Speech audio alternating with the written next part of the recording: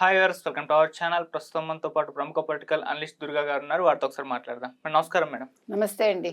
Madam Congress party అధికారంలోకి వచ్చి 1 year పూర్తయిపోయింది మేడం. నిన్నటితో మనం చూసాము. సో ఈ 1 ఇయర్ పాలన మీకు ఎలా అనిపించింది? అటు ప్రతిపక్షంగా కూడా బీఆర్ఎస్ కూడా ఇది 1 ఇయర్ కంప్లీట్ అయిపోయింది. మరి అధికార పక్షం గురించి మీరేం చెప్తారు? ప్రతిపక్షంగా బీఆర్ఎస్ ఎంతవరకు వర్కౌట్ అయింది, దాని గురించి ఏం చెప్తారు? మీ విశ్లేషణ ఏంటి మేడం? అంటే ఇది నా వ్యక్తిగతం ఏమీ లేదులేండి, మనకే ఉంది కదా. ఇప్పుడు ప్రజల్లో కొద్దిగా అసంతృప్తి అయితే ఉందండి. ఓకే. ఈ అసంతృప్తి పెరగకుండా చూసుకోవాల్సిన బాధ్యత రేవంత్ రెడ్డి గారి మీద ఉంది. ఎందుకంటే ఒక ముఖ్యమంత్రి హోదాలో ఉండి ఆయనకు ఆశయాలు బాగానే ఉన్నాయి. మూసీ ప్రక్షాళన నిజంగా చాలా మంచి విషయం, అది నన్ను అడిగితే. కానీ దాని మీద ప్రతిపక్షాలు కావచ్చు, లేకపోతే బీజేపీ కావచ్చు, వాళ్ళు చేస్తున్న సిద్ధాంతాలు రాద్ధాంతాలు వాటేవో అవి కొంచెం బాగలేవు. ఎందుకంటే ఇవాళ మూసీ ప్రక్షాళన వల్ల వాళ్ళు కోల్పోతారు ఇళ్ళు అంటే, అక్కడ మూసీ దగ్గర బతకటం వల్ల వాళ్ళ ఆరోగ్యాలు కోల్పోతున్నారు. ఇది మనం కాంగ్రెస్ కోసమో లేకపోతే బీఆర్ఎస్ కోసమో బీజేపీ కోసమో మాట్లాడలేదండి, మనం ఉండే వాస్తవాలు మాట్లాడుతున్నాం. మనం వెళ్ళి ఒక 10 రోజులు అక్కడ ఉండగలవా? కేసీఆర్ ఏమన్నారు, నేను వెళ్ళి 2 నెలలు ఉంటాను అన్నారు. అంతేగాని జీవితకాలం ఉంటానన్నాడు ఆయన? జీవితకాలం ఆయన ఒక గుడిసె వేసుకుని ఒక చిన్న ఇల్లు కట్టుకుని అక్కడ ఉండగలరా? ఎందుకంటే వాస్తవాలు వేరండి. ఇప్పుడు నేను ఒక పొలిటీషియన్గా మాట్లాడటం వేరు, ఒక ప్రజల తరఫు మనిషిగా మాట్లాడటం వేరు. రేవంత్ రెడ్డి ఆ విషయంలో చేస్తాను అనడం బాగుంది, కానీ దాన్ని ఎట్లా చేస్తాడు ఆయన, దానికి ఏం చేస్తాడు అనేది ముఖ్యం. ఇప్పుడు వాళ్ళు 1 ఇయర్ పూర్తయిన సందర్భంగా ప్రజాపాలనని వాళ్ళు సంబరాలు చేసుకుంటున్నారు. ఎక్కడ మన ఇది ఐమాక్స్ పక్కన, ప్రసాద్ ఐమాక్స్ పక్కన. ఓకే, చేసుకోండి, తప్పులేదు. కానీ ఈ స్ఫూర్తి అనేది 5 ఏళ్ళు కొనసాగాలి. ఆయన ఇప్పుడు న్యూయార్క్ లాగా చేస్తాను, టోక్యో లాగా చేస్తాను అవసరమండి మనకి? ఆల్రెడీ న్యూయార్క్ని మించి ఉంది హైదరాబాద్. రాత్రిపూట మనం వెళ్ళామంటే గచ్చిబౌలి సైడు రజనీకాంతే అన్నారు కదా, కమెంట్ చేశారు, ఇదంతా చంద్రబాబు నాయుడు గారి ప్రతిభ. అసలు నేను ఆశ్చర్యపోయాను, నేను ఎక్కడున్నానో అర్థం కాలే, న్యూయార్క్లో ఉన్నానా హైదరాబాద్లో ఉన్నానా అని. దాని మీద వైసీపీ చాలా గందరగోళం చేసింది అనుకోండి. రోజా లాంటి వాళ్ళే చాలా అవాకులు చవాకులు మాట్లాడారు, అది వేరే విషయం. సో మనకి ఇప్పుడు కొత్తగా చేయాల్సింది ఏమీ లేదండి. ఇప్పుడు వీళ్ళు చేయాల్సిన పని ఏంటంటే ఫుట్పాత్ల ఆక్రమణ తొలగించాలండి. ఓకే. ఇప్పుడు పండ్ల మార్కెట్లు ఎక్కడో తీసుకెళ్ళి పెట్టి బీఆర్ఎస్ టైంలో మనకి తెలుసు, చైతన్యపురి దాటాక అక్కడ కొత్తపేట దాటాక మంచి ఫ్రూట్ మార్కెట్ ఉండేది. దాన్ని ఎక్కడో తీసుకెళ్ళి పెడితే ఇప్పుడు ప్రజలు ఎక్కడికి వెళ్ళి కొనుక్కుంటారండి? మీరు ఎవరో ఒక హాస్పిటల్కి అది ఇచ్చేసే స్థలాన్ని, ఇప్పుడు మీరు ఒక్కొక్క ప్రభుత్వం వచ్చాక మీరు చేయాల్సిన పని ఏంటంటే ప్రజల అవసరాలకు అనుగుణంగా మీరు పనిచేయండి. మీ అవసరాలకు అనుగుణంగా ప్రజల్ని ఇబ్బంది పెట్టకండి. ఇప్పుడు పళ్ళు కావచ్చు, కూరలు కావచ్చు, లేదు నీళ్లు కావచ్చు, మంచి నీళ్ళు, తాగే నీరు, వీటి మీద దృష్టి పెట్టండి. ఫస్ట్ ఏవి ఇవ్వాలి అంటే మనం అంటాం చూడండి, ఎమ్యూనిటీస్, కనీస సౌకర్యాలు, కనీస అవసరాలు తీర్చాల్సిన బాధ్యత ప్రతి ప్రభుత్వం మీద ఉంది.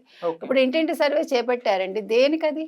మీరు నా వ్యక్తిగత విషయాలు ఎందుకు అడుగుతారు? మీరు నా ఆధార్ కార్డు మీకెందుకు, నా బ్యాంకు వివరాలు మీకెందుకు, నా ఆస్తుల గురించి మీకెందుకు, వై షుడ్ ఐ గివ్ అని అడుగుతున్నారు ప్రజలు. ఇప్పుడు పెద్దవాళ్ళు ఉంటారండి, వాళ్ళు భయపడుతున్నారు. ఇప్పుడు రిటైర్ అయిపోయి 60 ఏళ్ళు 70 ఏళ్ళు వచ్చిన వాళ్ళు ఉన్నారండి, 80 ఏళ్ళ వాళ్ళు ఎవరో వచ్చి వీళ్ళని వివరాలు అడుగుతూ ఉంటే ఇది ఎంతవరకు సేఫ్ అనేది వాళ్ళకి అర్థం కావట్లా. ఇప్పుడు అసలు నా వ్యక్తిగతం మీకెందుకు, మీకేం కావాలి, నేను బీసీనా, ఎస్సీనా, ఎస్టీనా, ఓసీనా, మీకు కావాలంతే, అంతవరకు తెలుసుకోండి. నాకు పథకాలు వస్తున్నాయా లేదా తెలుసుకోండి, దేర్ ఎండ్స్ ద మ్యాటర్. అంతేగాని అవన్నీ వదిలేసి ఇవన్నీ అవసరం లేదు కదా.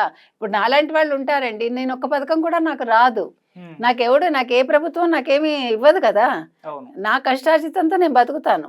బతికినప్పుడు మీకు నా వివరాలు ఎందుకు ఇవ్వాలి అనేది నా ప్రశ్న. సో ఇది ఒక పక్క అయితే, రెండో పక్క ఇప్పుడు ఈ ఆక్రమణలు ఏవైతే ఉన్నాయో చేయాలి, అది పూర్తిగా చేయాలి. అంటే ఒక చోట చేసి ఒక చోట వదలకూడదు. తర్వాత గుంతలు లేకుండా రోడ్లు చూడండి మీరు. ఇప్పుడు చాలామంది పడిపోతున్నారండి, మీరు నమ్ముతారా లేదో, నేను ఒక వారం రోజుల్లో 3 కేసులు విన్నా. అంటే different places, not only Hyderabad. అంటే ఆ గుంతల్లో కాలు పడి హిప్ ఫ్రాక్చర్ అయ్యి, ఒకసారి మీకు 50 ఏళ్ళు వచ్చాక హిప్ ఫ్రాక్చర్ అయిందంటే అది నరకమే. కొంతమంది బెడ్ రిడన్ కూడా అయిపోతారు, లేదు నడవగలరు అంతే, they can not move out side.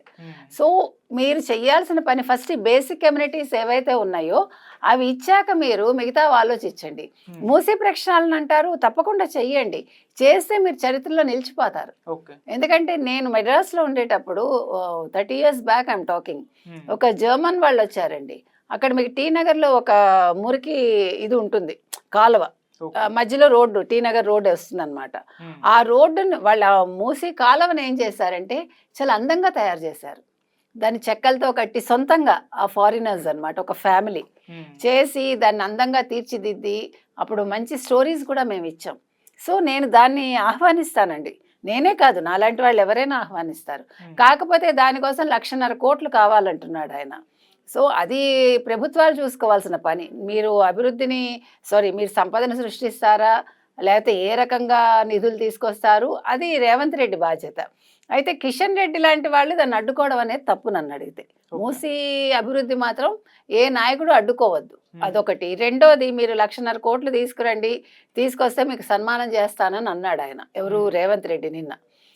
1,50,000 కోట్లు తీసుకొచ్చి, అంటే ప్రభుత్వం, కేంద్ర ప్రభుత్వం నుంచి నిధులు మాకు ఇస్తే నేను మోదీ గారిని సన్మానిస్తాను, మిమ్మల్ని సన్మానిస్తాను అన్నాడు.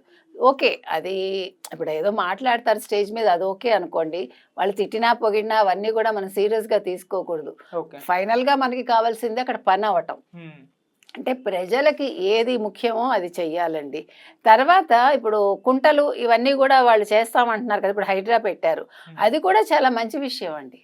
హైడ్రా వల్ల మీరు ఇప్పుడు బతుకమ్మ కుంట ఫర్ ఎగ్జాంపుల్, అది కుంటే కదా, కుంట అన్నప్పుడే మీకు ఇక్కడ వాటర్ ఉంది అని అర్థం. సో అలాంటివన్నీ కూడా మీరు ఆ కబ్జాల నుంచి దాన్ని తొలగించి దాన్ని కుంట చేయండి. పార్కులు ఎక్కడ మాయమైపోయాయి చూడండి. శ్మశానాలు కూడా నేను చూస్తున్నాను కబ్జాలు అయిపోతున్నాయండి. ఇప్పుడు కొంచెం వెనక్కి జరిపేసి, నేను ఎందుకు చెప్తున్నానంటే హిందువులో మాత్రం అలా జరుగుతున్నాయండి. మీరు ముస్లిమ్స్ ఇది ముట్టుకోగలరా, మీరు క్రిస్టియన్స్ ఇది ముట్టుకోగలరా, వాళ్ళ ఏమంటారు బరియల్ గ్రౌండ్స్ ముట్టుకోలేరుగా. మరి హిందువులు ఎందుకు ముట్టుకుంటుంది జిహెచ్ఎంసీ? మీరు చూడండి వెళ్ళి, అక్కడ పళ్ళ దుకాణం పెట్టాడు ఒకడు రోడ్ నెంబర్ 12లో. ఆ ప్లేస్ ఎవడిచ్చాడు, ఎందుకు ఇచ్చాడు? అది హిందువుల శ్మశాన వాటికి. అది ఆ మేరకి ఇట్లా లోపలికి పెట్టేసి ఒక కొట్టులాగా అతను అక్కడ ఫ్రూట్స్ పెట్టుకున్నాడు, ఒక ముస్లిం అతను.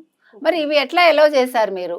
ఇప్పుడు ఇదే ఒక హిందువు వెళ్ళి ఒక వాళ్ళ ముస్లిమ్స్ వాళ్ళని ఏమంటారు ఆ బరియల్ గ్రౌండ్ దగ్గర పెట్టుకోగలడా? Will they accept?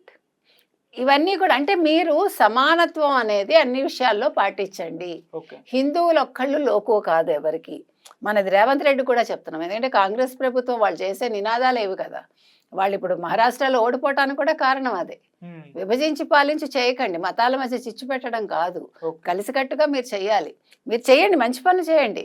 మీరు irrespective of caste, creed, community చేశారంటే ఎవరైనా ఒప్పుకుంటారు. అంతేగాని హిందువులవన్నీ కూడా దోచేసి మేము వాళ్ళకి ఇస్తాము అంటే మాత్రం ఇది కుదిరే పని కాదు. అదేవిధంగా రేవంత్ రెడ్డి 1 yearలో ఏం చేశాడంటే it's too early to say అండి. ఎందుకంటే ఇంకా 1 year అయింది, ఆయనకి కొత్త అనుభవం. మాటలు వేరు, చేతలు వేరు, ఎవరికైనా అంతే. ఇప్పుడు ఆంధ్రప్రదేశ్ పరిస్థితి అంటే అది వేరు. చంద్రబాబు నాయుడు 4వ సారి ముఖ్యమంత్రి అయ్యారు. ఆయనకేమి పెద్ద ఇది నల్లేరు మీద నడక ఆయనకి. కాకపోతే ఏంటంటే వైసీపీ తగలబెట్టేసి వెళ్ళిపోయింది కాబట్టి నిధులు తీసుకురావడం కష్టం అంతే. So what I'm saying is, ఇప్పుడు రేవంత్ రెడ్డి చేస్తున్న పనులు కొన్ని బాగున్నాయండి. కొంత ఆయన ఆవేశం తగ్గించుకోవాలి, ఇంకొంచెం ఆయన సామరస్యంగా వెళ్తే బాగుంటుంది. కొట్టే తెచ్చే కాదు కావాల్సింది. అంటే నువ్వు ఒక ముఖ్యమంత్రిగా చేశాక నెక్స్ట్ టర్మ్ వస్తావో రావో తర్వాత విషయం. ఉన్నంతకాలం మంచి పనులు చేసి నిన్ను గుర్తుపెట్టుకోవాలి ప్రజలు. ఒక ఎన్టీఆర్ని గుర్తుపెట్టుకున్నట్టు, ఒక రాజశేఖర రెడ్డిని గుర్తుపెట్టుకున్నట్టు, ఒక చంద్రబాబు నాయుడిని ఈరోజు తలుచుకుంటారు కదా. ఐటీ అంటేనే చంద్రబాబుని తలుచుకుంటారు కదా. ఈరోజు హైదరాబాద్ చూస్తే చంద్రబాబు గుర్తుకొస్తారు కానీ ఇంకే నాయకుడు గుర్తురాడు ఆవిడకి. అందుకని నేను అనేది ఏంటంటే రేవంత్ రెడ్డి గారు కొద్దిగా ఆలోచనతో నిదానంగా వెళ్తే ఆయన మంచి పనులు చేసే అవకాశం ఉందండి. సో మళ్ళా నెక్స్ట్ ఇయర్ మాట్లాడుకుందాం ఈ అంశం మీద. ఇటు బీఆర్ఎస్ ప్రతిపక్షంగా వర్కౌట్ అయిందా మేడం? అంటే కేసీఆర్ గారు లేదండి, నేను అనేది ఆయన ఫామ్ హౌస్ నుంచి బయటకు రావాలి. ఆయన అక్కడ జగన్ రాడు, ఇక్కడ కేసీఆర్ రాడు, అంటే ఇద్దరు గురు శిష్యులు కాబట్టి. నేను అనేది ప్రతిపక్షం కూడా ఒక చక్కటి ప్రతిపక్షంగా వాళ్ళు ఉంటే బాగుంటుంది. ఇప్పుడు దెబ్బలాట్లు కాదండి, ప్రజలు గమనిస్తున్నారు. మిమ్మల్ని మళ్ళా ఓట్లు వేసి గెలిపించాలంటే మీరు సరైనవి అక్కడ శాసనసభలో అడగాలి ప్రశ్నలు. అంతేగాని గందరగోళం సృష్టించి మేము వాకౌట్ చేస్తామని, లేకపోతే మిమ్మల్ని మీరు సస్పెండ్ చేయించుకుని, ఎవరి డబ్బండి అది? ప్రజాధనం అది. శాసనసభలో ఇన్ని గంటలు మీరు వృధా చేస్తున్నారంటే ప్రజల సొమ్మును మీరు నాశనం చేస్తున్నారు. కాబట్టి మీరు రాజకీయాల్లో కొనసాగాలి అంటే అది అధికార పక్షం కావచ్చు, ప్రతిపక్షం కావచ్చు, సరైన ప్రతిపక్షంగా వీళ్ళు వ్యవహరించాలి, సరైన అధికార పక్షంగా వాళ్ళు ఉండాలి. అంటే ప్రశ్నించే విధానం కూడా అందంగా ఉండాలండి. ఇప్పుడు అడిగారంటే అవతల వాళ్ళు సమాధానం చెప్పే రీతిలో ఉండాలి. దేనికైనా సరే ఇప్పుడు చాలా జరిగాయి స్కామ్స్ గత 10 ఏళ్లలో. వాటి మీద ఆన్సర్ చెప్పే స్థాయి కేసీఆర్‌కు ఉందా ఈరోజు? చెప్పగలడా? ఆయన రాగలడా శాసనసభకి? కాబట్టి మీరు ప్రతిపక్షంలో ఉన్నప్పుడు శాసనసభకొచ్చి మీ విధిని మీరు నిర్వహించండి, ఓకే. నిర్వర్తించండి అని మనం చెప్తున్నాం. Right madam. Thank you so much madam. Thank you.